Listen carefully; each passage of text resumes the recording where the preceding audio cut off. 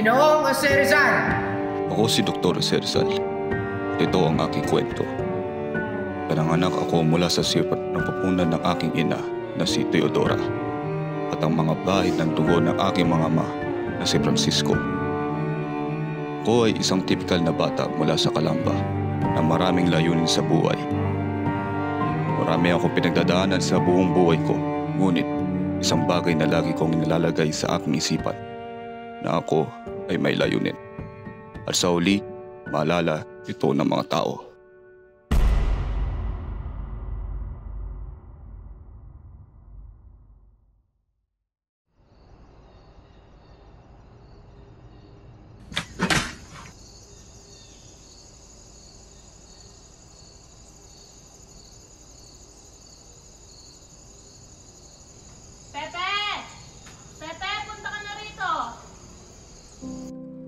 Noong hindi pa ako nag-aaral, naging unang guro ko ang nanay ko. Dahil tinuruan niya ako kung paano malaman at basahin ang alpabeto sa Tagalog, Ingles at Espanyol. Tinuruan din niya ako kung paano manalangin, lalo na ang Rosario at Angelus. Tinitipon din niya ang lahat ng mga bata sa bahay upang manalangin. Nagawa kong magbigay ng inspirasyon sa aking sarili na isulat ang aking unang tula na pinamagatang sa aking mga kababata. Sa oras na iyon, alam ko na ang talitong ito ay makakatulong sa akin na simulan ang paglalakbay sa aking pangarap.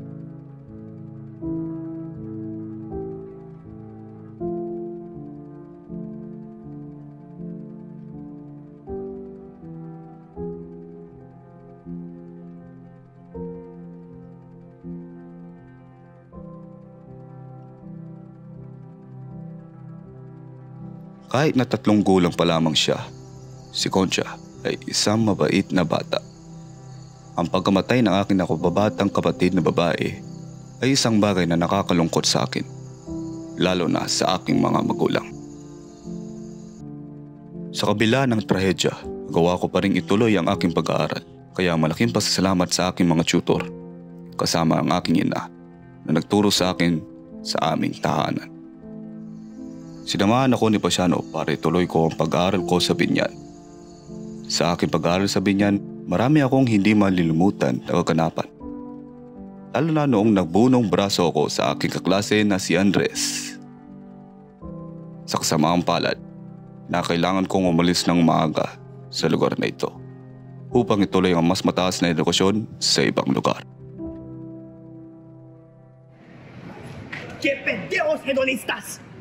Ngayon ko lang po narinig yan, mga salitang yan, Ganoong Andrade. La mierda, Rizal! Hindi ito makatarungan. Sinubukan na natin ang lahat ng ating makakaya. Ngunit namanipula tayo sa kanilang pagkukunwari. Bakit po kayo nagagalit, Ginoo? Ako po yung mamatay dito. Hindi ito katanggap-tanggap, Rizal. Paano nangyari ito? At bakit ka andito ngayon? Ako po, Ginoo. Ako po ay isang ordinaryong tao lamang na gusto matuto at makapag-aral at magkaroon ng trabaho at matulungan ng iba matapos ang aking mga layunin. Noong ako'y 16 ng taong gulang, nag-aaral ako sa Universidad ng Santo Tomas, kung saan kumuha ako ng kursong filosofiya at mga titik. Dahil gusto ng iyong tatay ko at naglalinlangan pa rin ako sa karir ko.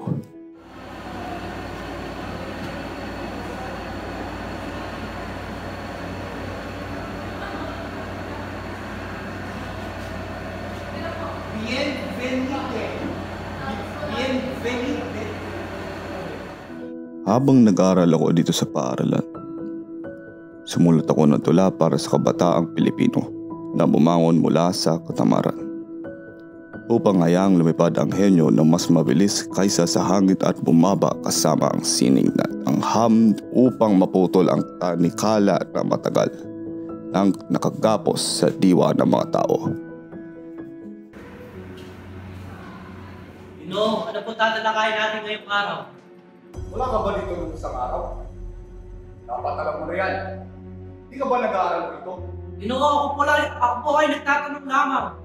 Kung nandito ka nung isang araw, dapat alam mo na tatalakayin natin ngayon. Ginoo, wala po kayo nabanggit sa akin. Ako ba ang sinisisi mo? Lumabas ka sa class ko! Ngayon din! Hindi ako umanga sa aking karanasan sa universidad na ito. Hindi ako natawa sa kanilang pagtuturo dahil lagi nila akong tinuturing kaaway. Saksihan ko pa ang iba ko pang Pilipino mag-aaral na nasaktan, pinag-usig at napaiya mula sa kagipitan ng mga Kastila at propesor. Pagtanto ko na ang pagpupursige sa aking pag-aaral dito sa aking bansa ay magiging isang malaking hadlang dahil sa aking nakita. Kaya naman, simula na akong mag-aral sa ibang bansa. Naglakbay ako ng maraming lugar sa labas ng aking bansa upang ituloy ang aking pag-aaral. At ninais ko rin magkaroon ng aking lihim na misyon sa Espanya. Ngunit sa kalaunan, nalaman ko ang aking liham ng kalungkutan ng aking minamahal na si Leonor Rivera dahil nasa ibang bansa ako.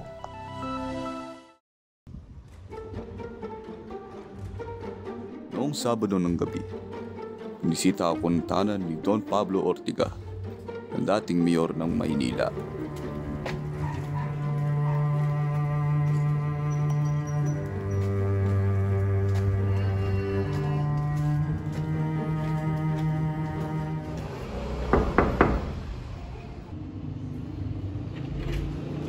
Uy, Rizal!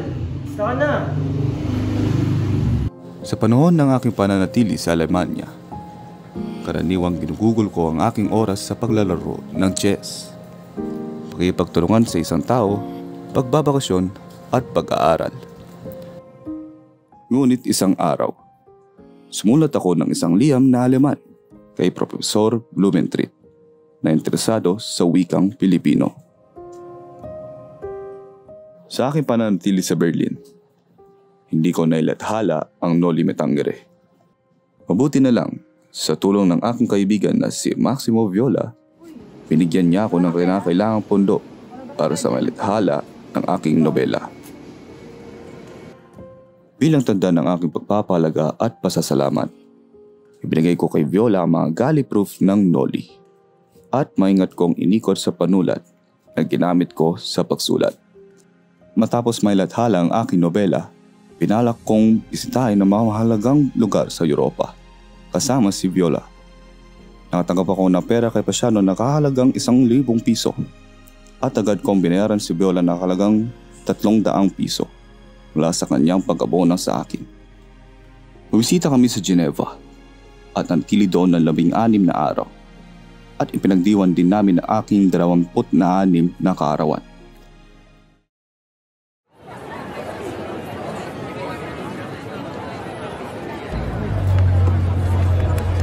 Sa kasamaang palad, naghiwalay kami ng landas. Nagdesisyon bumalik si Viola sa Barcelona, habang ako ay nagpatuloy ng lalakbay papuntang Italia. Pagkatapos ng 5 taon ng hindi malilimutang pangkalugal sa Europa, bumalik ako sa aking bayan sa Calamba upang makasama ang aking pamilya pagkatapos ng mahabang panahon. Sa aking pananatili sa aking bayan, napagtayo na ako ng isang medical na klinika kung saan ang aking unang pasyente ay ang aking ina. Laki ang naiambag ko kamakailan sa aking bayan. Ngunit sa kasamaang palad, hindi naging maganda ang saya ng aking pagbabalik. Pumunta ako ng Maynila at ipaliwanag ko kay Terero na isa lamang itong paglalahad ng katotohanan. Ngunit hindi ako nagtaguyod sa mga rebeldang ideya. Kaya natuwa ang gobernador sa aking paliwanag at humingi ng kopya ng Noli upang basahin ito. Ngunit kahit na may dahilan ako, nagtalaga si Terero ng isang tiyente para protektahan ako laban sa kapangyarihan ng mga praile. Isa, ang mensaheng ito ay nagsisilbing paalala sa mga Pilipino na dapat nilang wakasan ang katawa-tawang pag-iimagsik laban sa Kastila. Sa kabila ng katotohanang minamaltrato nila sila, ang mga tao ay dapat dumadaan sa edukasyon at industriya upang matugunan ang kalayaan ng bansa. Dahil sa huli, walang magbabago kung tayo ay nasa isip ng pag-iimagsik. Pagkatapos gumugol ng oras sa aking bayan, ipinagpatuloy ko ang aking paglalakbay sa iba't ibang lugar. Tulad ng mga nakaraang biyahe ko sa ibang bansa, marami na akong nakilalang tao, lalo na ang mga hinahangaan ko. Nakatanggap din ako ng mga liham mula sa aking bayan. At sa higit sa lahat, natapos ko na ang aking pangalawang nobela.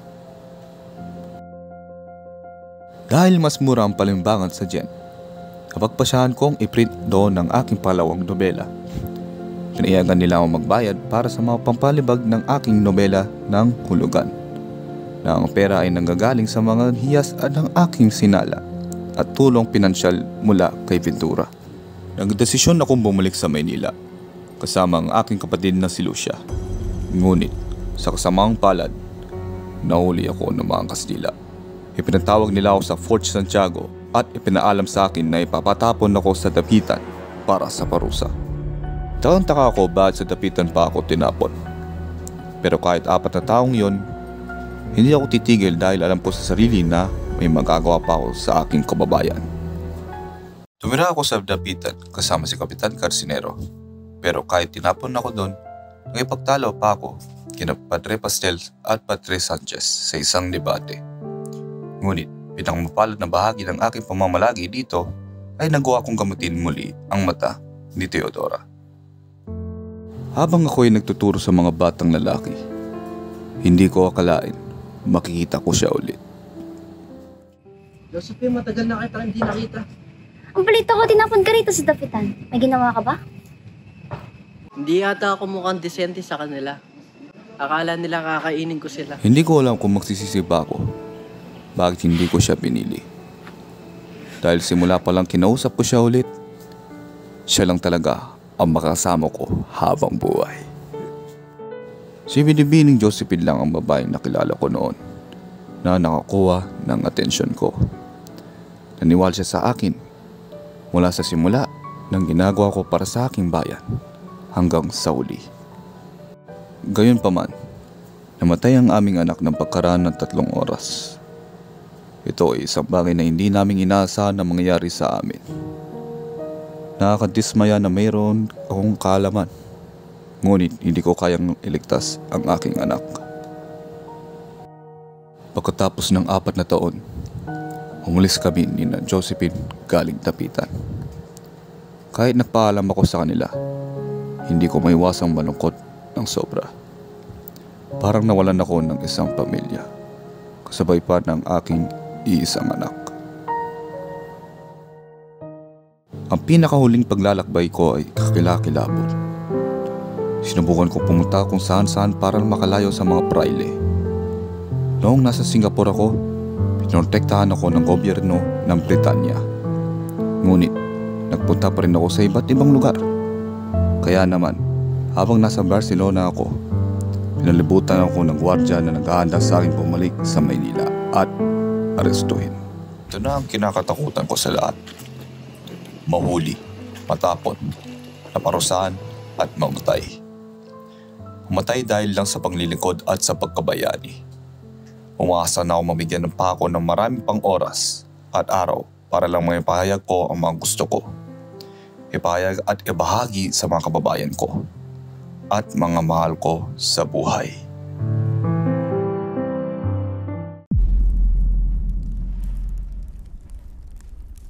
Kami sa atin nagnanais ng kalayaan mula sa karumihan ng pagkukunwari. Gayunpaman, hindi lahat ay maaaring magresulta sa isang tagumpay. Minsan kailangan mo lang isuko ang iyong sarili para makalayo dito. Alam ko mapoprotektahan ko ang aking sarili laban sa kakilakilabot na parusang ito. Ngunit kung minsan kailangan kong tanggapin to. Ang lahat ng mga awa, pagsuway at mapanghimagsik na pag-uugali na dulot na nangingibabaw na paggipit ay hindi ito matatagumpay agad. Dahil alam ko na ito ang aking katapusan. Gayunpaman, sa isang magandang panig, narabad ko kung anong nais ng mga tao sa aking paligid. Sa pamamagitan ng pagtakpan ng gulo na nilikha ko mula sa kanila, kahit na ito ay hindi nabubulag sa katotohanan. Habang ako'y nasa kulungan pa, inaalay ko ang aking sarili na isulat ang muling tulang ito para sa aking bansa, na nagnanais na mamatay sa isang bagong bukang liwayway. Ngunit sa halip, mamamatay ako bilang sentro ng pang-api.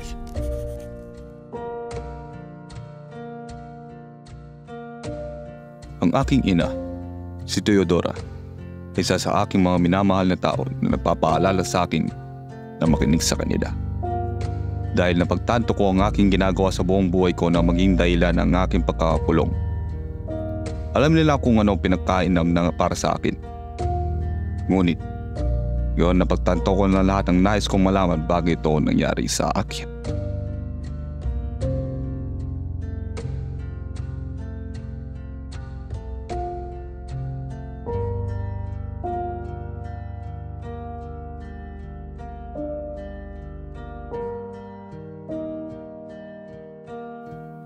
Minsan, sa buong buhay mo, kailangan mo magsakripisyo para sa iyong mga mahal sa buhay upang matigil ang kapalastangang ito.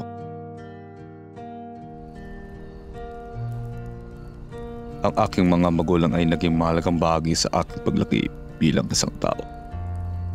Patawarin mo ako, aking ama at ina, sapagkat ako ay magpapaalam na sa inyong lahat.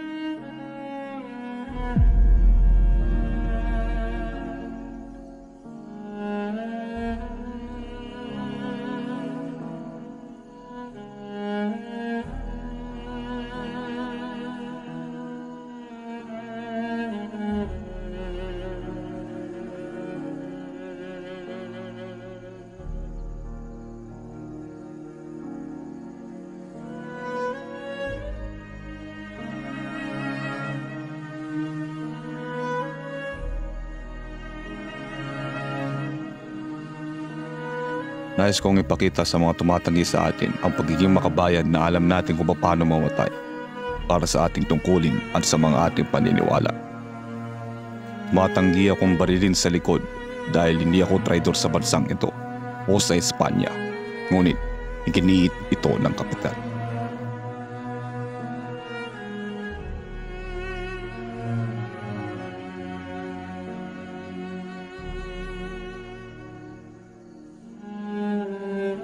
Narito ako, nakatayo dito sa harap ng maraming sundalo at tao. Sa lahat ng mga bagay na maaari nilang gawin, bakit nila tinatrato ako ng ganito? Wala silang ginawa mabuti maliban siraan ako para ilantad ang katotohanan. At dahil doon, nakita nila ako bilang pinagmumulan ng pang-aapid sa halip na pinagmulan ng kamalayan. Kaya narito, kumuli. Handang bigtasin ang huling salita ng aking pag-ira. Konsumatong yes.